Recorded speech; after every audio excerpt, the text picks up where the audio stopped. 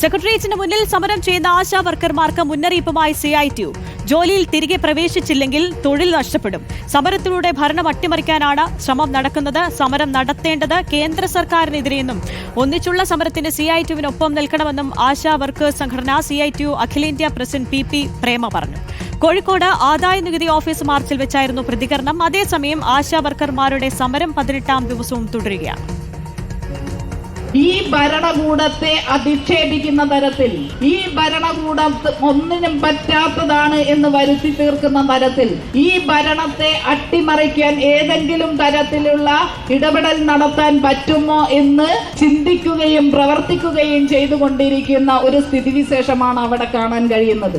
അവർ വെച്ച മുദ്രാവാക്യങ്ങളിൽ ഒന്നുപോലും ഇന്ന് ആശമാർ അനുഭവിക്കുന്ന ദുരന്തങ്ങളിൽ ഉള്ളതല്ല. ഹോണറേറിയം വർദ്ധിപ്പിക്കണം, അത് ഞങ്ങൾക്കും അഭിപ്രായമുണ്ട്. ഞങ്ങളും പറഞ്ഞതാണ്. പ്രായപരിധി നിശ്ചയിക്കാൻ വേണ്ടി നിർദ്ദേശം കൊടുത്തതാരാ? കേന്ദ്ര ഗവൺമെന്റ് അല്ലേ? ആ കേന്ദ്ര ഗവൺമെന്റിന്റെ മുൻപിലേക്കല്ലേ ആ സമരം കൊണ്ടുപോകേണ്ടത്? AK അഭിലാഷ് നൽകും വിശദാംശങ്ങൾ. AK അഭിലാഷ്, ഇതുപോലെ തന്നെ തിരുവനന്തപുരം സെക്രട്ടേറിയറ്റിന് മുന്നിലും സമരം ചെയ്തുകൊണ്ടിരിക്കുന്ന ആശാ വർക്കർമാർക്കും CITUവിന്റെ ഭീഷണി ഉണ്ടായിരുന്നു, തിരികെ ജോലിയിൽ പ്രവേശിക്കണമെന്നത്. ഇപ്പോൾ കേരള സർക്കാർ ഇത്ര ദിവസമായിട്ടും 18 ദിവസമായിട്ടും ഒരു വിഷയത്തിൽ ഇക്കാര്യത്തിൽ ഒരു മറുപടി പോലും പറയാതെ നിൽക്കുന്ന സാഹചര്യത്തിലാണ് കേന്ദ്രത്തിനെതിരെ സമരം ചെയ്യണമെന്ന ആഹ്വാനമായി CITU എത്തുന്നത്. എന്താണ് ഇവർ ആശാ വർക്കർമാരോട് ഇപ്പോൾ പറയുന്നത്? എന്താണ് കൂടുതൽ വിവരങ്ങൾ? ആര്യ, ഇന്ന് ഇപ്പോൾ സംസ്ഥാന സെക്രട്ടേറിയറ്റിന് മുന്നിൽ നടക്കുന്ന സമരത്തിന് എതിരായി തന്നെ, അല്ലെങ്കിൽ അവിടെ അനുബന്ധിച്ച് തന്നെയുള്ള ഒരു സമര പരിപാടിയാണ് ഇപ്പോൾ CITUവിന്റെ ഭാഗത്തും സംസ്ഥാനത്തുടനീളം നടന്നിരിക്കുന്നത്. പാലക്കാട്, അതോടൊപ്പം തന്നെ തിരുവനന്തപുരം എന്നീ 2 ജില്ലകൾ ഒഴികെ ബാക്കിയുള്ള 12 ജില്ലകളിലും സമാനമായ രീതിയിൽ കേന്ദ്ര സർക്കാരിന്റെ ഓഫീസുകൾക്ക് മുമ്പിലേക്ക് ഈ സമരം നടത്തുകയും ചെയ്തു.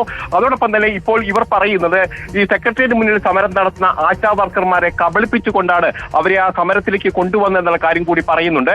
മറ്റൊന്ന്, ഈ സർക്കാരിനെ അട്ടിമറിക്കാനുള്ള ഒരു നീക്കമാണ് ഇതിന്റെ പിന്നിൽ എന്നുള്ള കാര്യം കൂടി അത്തരത്തിലുള്ള ഒരു പരാമർശം കൂടിയാണ് ഇപ്പോൾ PP പ്രേമയുടെ ഭാഗത്തും ഉയർന്നു വരികയും ചെയ്തത്. ഇതിൽ പ്രധാനമായും ഇപ്പോൾ സംസ്ഥാന സർക്കാർ ആവശ്യപ്പെട്ടിട്ടുണ്ട് ഇവരുടെ ജോലിയിൽ തിരികെ പ്രവേശിക്കാൻ. പക്ഷേ ഈ ഏതെങ്കിലും തരത്തിൽ ജോലിയിൽ തിരികെ പ്രവേശിച്ചില്ലെങ്കിൽ ആ ജോലി നഷ്ടപ്പെടാനുള്ള സാധ്യതയുണ്ട് എന്നുള്ള ഒരു സൂചന കൂടിയാണ് ഇപ്പോൾ CITUവിന്റെ ഭാഗത്തും ഉയർന്നു വരികയും ചെയ്തത്. അതായത് ഇപ്പോൾ നടക്കുന്ന സമര പരിപാടികളുമായി യോജിച്ചു പോകാൻ കഴിയില്ല. ഇപ്പോൾ CITU പറയുന്നത് ഇത് കേന്ദ്ര സർക്കാരിനെതിരെയാണ് സമരം നടത്തേണ്ടത്, ഹോണറേറിയം നൽകേണ്ടത് കേന്ദ്ര സർക്കാരാണ്. അതുകൊണ്ട് തന്നെ യോജിച്ചുള്ള ഒരു സമരം, കേന്ദ്ര സർക്കാരിനെതിരെയുള്ള ഒരു സമരമാണ് നടത്തേണ്ടത്. ഇപ്പോഴും സമരം നടത്തുന്ന സെക്രട്ടേറിയറ്റിന് മുന്നിൽ സമരം നടത്തുന്ന ആശാ വർക്കർമാർ കൂടി ചേർന്നുകൊണ്ട് ഒരുമിച്ച് ഇത്തരത്തിലുള്ള സമരത്തിലേക്ക് പോകാം, കേന്ദ്ര സർക്കാരിനെതിരെയാണ് സമരം നടത്തേണ്ടതെന്നുള്ള കാര്യം കൂടി പറയുന്ന ആ ഘട്ടത്തിൽ തന്നെയാണ് ഇപ്പോൾ നടത്തുന്ന സമരവുമായി ബന്ധപ്പെട്ട് അതിനോട് യോജിക്കാൻ കഴിയില്ല. അതോടൊപ്പം തന്നെ അവർ ജോലിയിൽ പ്രവേശിക്കണം എന്നുള്ള കാര്യം കൂടി പറയുന്നത്. ജോലിയിൽ പ്രവേശിച്ചില്ലെങ്കിൽ അവർക്ക് ജോലി നഷ്ടപ്പെടാനുള്ള സാധ്യത കൂടി ഉണ്ട്. അതുകൊണ്ട് തന്നെ CITU പറയുന്നിടത്ത് നിൽക്കണം എന്നുള്ള കാര്യമാണ് അവർ പറയുകയും ചെയ്യുന്നത്. 18 ദിവസമായി സെക്രട്ടേറിയറ്റിന് മുന്നിൽ സമരം നടത്തിയിട്ടും സംസ്ഥാന സർക്കാരിന് ഒരു മറുപടിയും നൽകാൻ കഴിഞ്ഞിട്ടില്ല. ഇപ്പോൾ കേന്ദ്രത്തിനെതിരെ സമരം നടത്താൻ ഒന്നിച്ചു നിൽക്കണമെന്നാണ് CITUവിന്റെ ആവശ്യം. AK അഭിലാഷാണ് വിശദാംശങ്ങൾ നൽകിയത്.